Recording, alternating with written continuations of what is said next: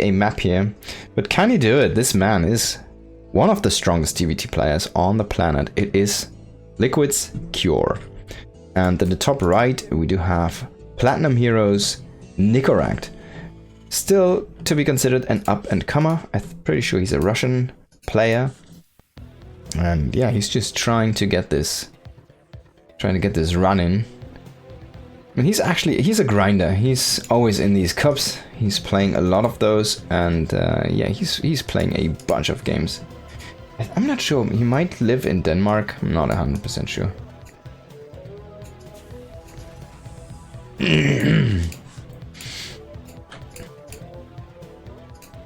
Now going for a double gas opening here.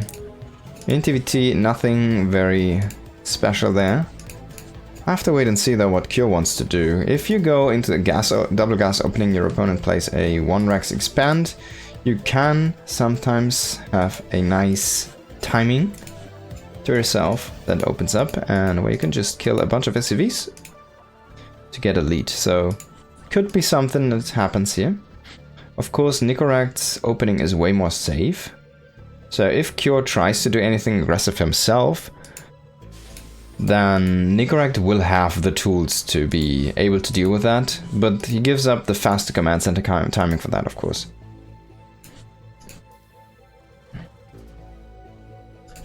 And they're coming in here. It's gonna see and the timing of the command center, and that should be a big tell. It's like, alright. On the other side, Cure did scout the factory timing, so he's also alright. Both players just nodding to their very small information so far, and they already know. So they're already pulling back the SCVs. SCVs really going minimalistic scouting here. And now coming back home to get some mining going again. Reaper coming across the map here. We do see a Marine being produced right after the Reaper here for Cure, so he's not gonna have any trouble defending this. Even throwing down a bunker here. Tagging that SCV might be nice, yeah. You never know when that can translate into a kill, something like an SCV damage, you know, because it's not naturally being healed up. We do see Medivacs, of course, in this matchup, but it's not guaranteed that they fly over the SCVs and accidentally heal them, right?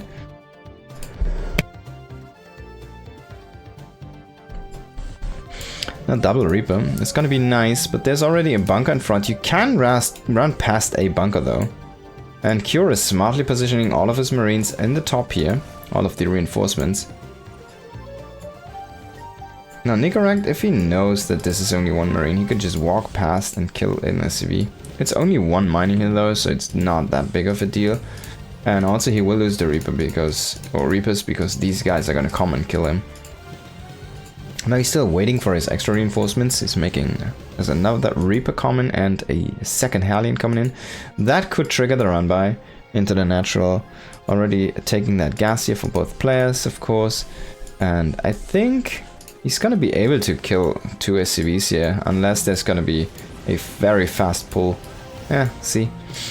But that's about it. Now he has to trade against the army as good as he can. There are actually SCVs coming to fight with this, so he's gonna get 1-2 more kills here. That's quite nice. If he can snipe another of those SCVs, nah, he's not gonna get it. But he does trade decent against the army. Only 2 Marines to survive. So in the end, I really like this trade here for Nicoract. It's looking very nice. Killing 4 SCVs at this stage of the game is propelling himself 1 SCV ahead actually in that economy game. And he killed, well, a Hellion, a Reaper, and a Marine. And that's quite fair. Command center number 3 on the way, though. This is gonna be another of those things that are just quite nice here for Cure going on into this game. What did he not make? He does have the Cyclone. I guess he just had that extra money, right? From the earlier command center. And the extra SCVs he had mining in his main base.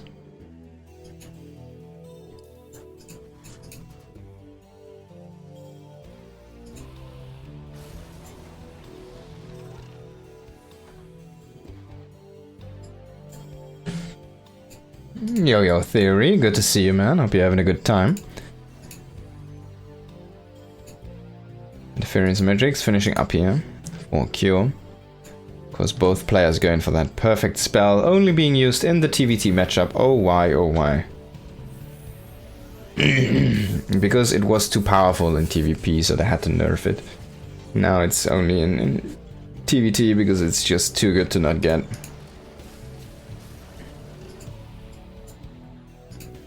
Why would you use a spellcaster in different matchups if you can use it in a mirror matchup, right? Fucking balance council. Okay. Stim on the way, quite fast here for Cure, and of course the command center is already done. On the other side, it's gonna be on location, but it's gonna be a while before this is gonna finish up. Wait, did we get already Stim? No. Stim is not even in the making yet here for Nicoract. So Nicoract quite far behind in his upgrade timings here.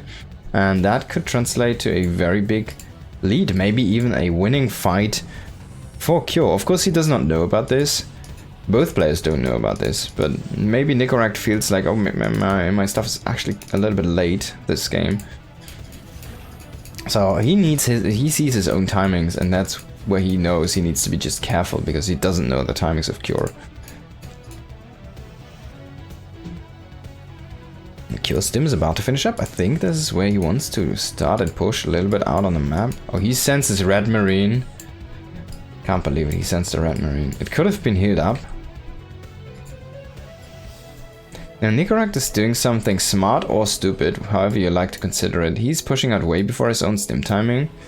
This could lead Cure to think, because Cure is a good player and he has scouting marines like this. This could lead him to think that this is already a full fleshed out army. And this is a full out fleshed fake from Nicoract though. He's just trying to keep Cure back. He's sharking for some vision marines, and that's about it. That's all he wants. Maybe he's gonna commit in here actually, but I don't think this is a good idea. There's already Stim for his opponent. He does not have Stim yet himself. He's actually gonna kill a few of those marines here. He's sent flying there very nicely. We do have a bunch of interference magics ready here. Nicoract actually going in before his Stim. I don't know about this, Nicoract. Are you sure, mate? Are you sure? But he might be able to just break. Oh, there's actually too many tanks. I don't think he's gonna have it. No. Look at that. Stim finishing up just after the fight. So it felt like a big anti-timing here for Nicoract. Of course, there's no more Ravens. The Viking lead was here for Nicoract. This is what he invested into, which Cure didn't have. But in the end, he doesn't really get anything from this push, right? He doesn't even reset the tank count. He mostly killed marines. He does kill the air units, which is nice. But he's even gonna lose this tank. There we go. He's gonna almost lose another Viking there. And now Nicoract. You can even break that tank like that. Oh, he's landing the Vikings though. You need to kill the Vikings very fast. If the Vikings get focused on the siege tanks, they kill them super fast. They have more DPS than unsieged tanks by far against mechanicals. You need to be very careful there.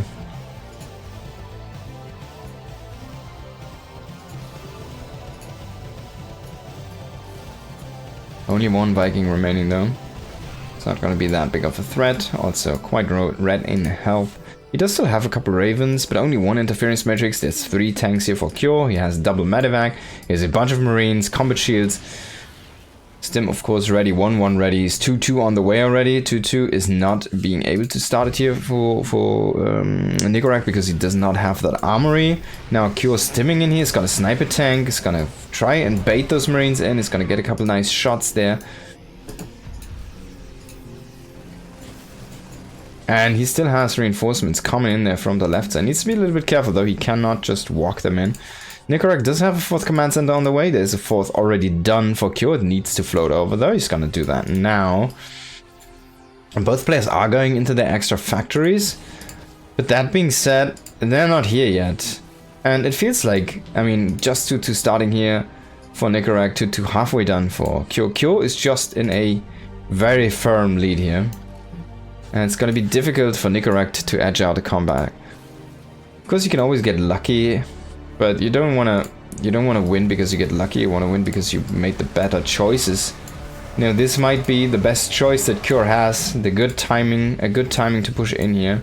He does not have any upgrade lead right now, but he just has the big army lead. We do see reinforcements or a double drop here kind of being sent out by Nicoract try to distract Cure, so Cure's pushes are slower to the front. Now Nicoract is trying to break this, and Cure did abandon this area with most of his marines, so he's gonna get a very favorable trade. He is actually gonna clear all of these tanks, but in the meantime we do see a big group of marines. Yeah, this might have been the mistake that you were waiting for, as Nicoract. In the end, it's still gonna be a very close trade, because look at those marines, man. They just don't. That very nice pickup there. Good save on the tank. Love to see this. But in the end, I mean, Cure's still up 50 army supply here, or 50 supply, not army supply. In the end, this looks still incredibly good for Cure. He's been making nothing but SCVs. Look at this, 27 SCVs on this base, because he has so many. He needs more bases. Already going into +3. It's 2-2 against 1 right now. You can't fight Nicoract. You cannot fight. You can't even fight in bunkers. GG is gonna be called. Cure is just gonna break him here.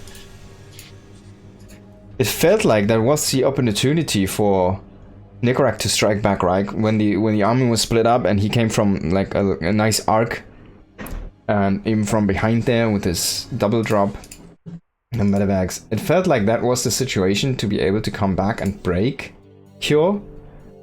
In the end though, it didn't happen.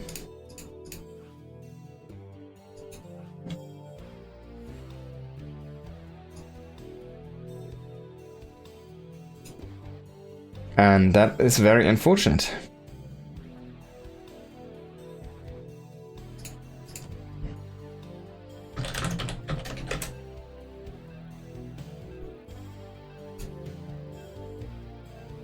Wait, Solar also did get walked over. This is a crazy bracket this week. Okay. Let's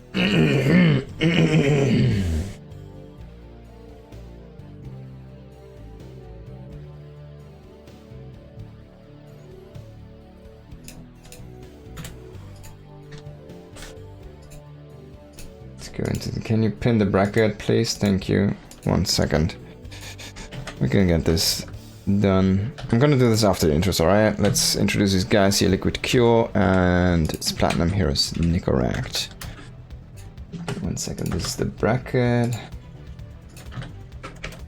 How do I pin this now?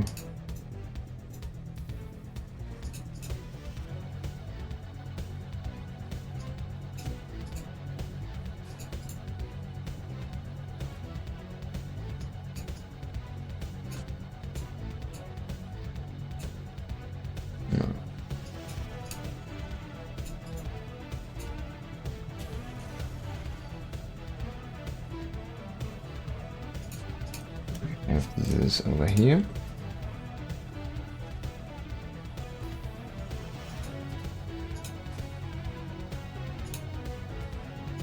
Okay, now it should be pinned. There you go. For some reason it doesn't work in my OBS. I always have to go to the actual web page. Alright. Here we are, of course, in the second map. Whispers of Gold, very aggressive map. I'm expecting nothing less than a lot of aggression from both players here. Not gonna be one-base shenanigans, it seems, but you never know, you never know. Both players opting for the double gas.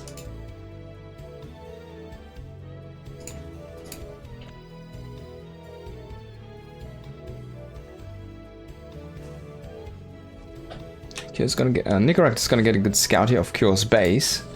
And of course Cure does the same here. This looks so nice, man. It's just coming out from the sand. This actually looks like it's covered by sand. I kind of like this a little bit more. I mean, you're building this on sand, right? There should be wind somewhere. There should be actually some sand like going through the wind. Weather detailed, stuff like that. Where are those? By the way, guys, I have a very unpopular opinion, I think. I'm pretty sure most of you are familiar with Brood War, right? So we have Brood War, and Brood War only has one graphic setting. And that graphic setting means that everybody has to play with it. So everybody's forced to play with the same visuals. If you have stuff like a tree in Brood War, I mean, not that the graphics are incredibly good or something, but it's just a plain, simple truth that there's only one setting and everybody has to use the same. So you have like a tree or whatever, right? A graphical obstacle that does enable you to hide a unit or something. And in StarCraft 2, you have all of these graphical things, but you can just turn down the graphics, so most of them just disappear or are very, very plain and super easy to see through. What do you think? Should we have one-on-one ladder, forced graphics for all players? Or like one-on-ones? I think yes. Everybody should have to play with the same graphics. I'm so sorry for you guys with bad PCs, but I feel like for a competitive state of the game, it would be the best solution. I mean, they're basically forced to play with the bad graphics because it's the best for the right, but for the professional players. But it just feels like the textures of the game and like tactics like that could play a big role. I mean, we're looking at things like hiding Widow Mines or Banelings or something, right? Hiding a DT somewhere. Hiding a High Templar somewhere. There are those things, of course. Forced health bars, always visual or visible, is also a thing that does eat into that, you know. There's a lot of things, a lot of information that you just get for free playing StarCraft 2 over StarCraft Brood War. It's crazy, honestly. Now, Cyclone coming here with that triple Reaper and the double Hellion. Kyo is gonna have enough though. He has the same group and he has a few Marines. He's gonna lose a Marine though. He's gonna slowly throw his carcass over there to the rest of the guys. Now we do see the engagement here, but it feels like a very even engage for both players. Raven on the way, Interference Matrix on the way.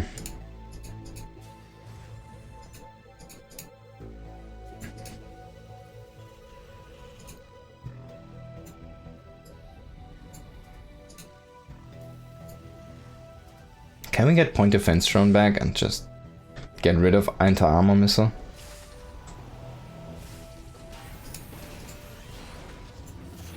Can we make the Raven great again?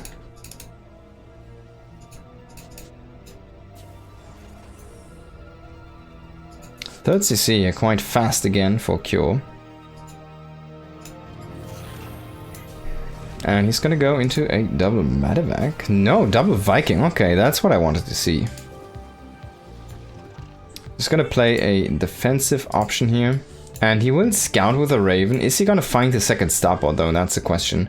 He's gonna see the first, he's gonna see the reactor, but he does not find the second one, which is all the way back. So this is gonna be a kind of all-in push here from Nicoract. He's just gonna make now Marines, tanks, and mostly Vikings. And having a reactor on Viking production here for Q is gonna be quite helpful for him, because he will have also a lot of Viking production to himself. It's already... Oh, he got some vision with that auto turret. He might have been able to see those... Oh my god, he's gonna lose that. That's a great snipe here. He might have been able to see these triple Viking. And triple Viking at this stage of the game is kind of a tell, because it's basically the signal, hey, I have triple starport production. Because you don't see them make a Viking, then switch over to a reactor, and then make another set of Vikings. That's not how it works. That's not how Terran brains work. Now Q is going into double engineering bay. This might be quite greedy. He's actually going in with his backstep group here, and he will be able to kill quite a few SCVs because there's nothing at home. He does scout that second starport as well. He can now... Oh my god, he's gonna kill everything here. SCV's coming in the Congo line against Hellions. That's not how you want to engage this one. He's halting his main engage over there as well at the third base. Now finally starting his pushes, but even a tank going down here, reinforcements are completely stopped. So he does not have, this push is not growing any stronger. He's now throwing down a few interference matrix here. Can he break this position? Kyo is gonna pull the SCVs, he's gonna pull his Vikings, he's gonna drop all the auto turrets. He did not get any counter interference matrix going. He's still dealing damage, that's why he's so distracted actually in this fight, and he will not be able to win the fight. But it's a slow grind to just break this one. He should lift this. He's gonna lose this if he lifts this too late, because there's Vikings, man. What are you thinking, Kyo? What are you thinking? You cannot... I mean, now he has to pull a bunch of SCVs to try to get this Master Pit. He's gonna be able to do so, but he needs to quickly land this as well. And there we go. He's gonna be able to do that, but that was definitely a good attack from Nicoract here. In the end, though, he lost all of the Ravens, and, well, it's gonna be difficult to break the siege line. See, he's running in. There was still a scan going. He's gonna get a tank, but he's losing 2 tanks himself. Now he has mostly Vikings against Marines. They're okay-ish. They're not great. They're not terrible. But yeah, Nicoract is already gonna GG here. Too far behind. Kyo is gonna take the series.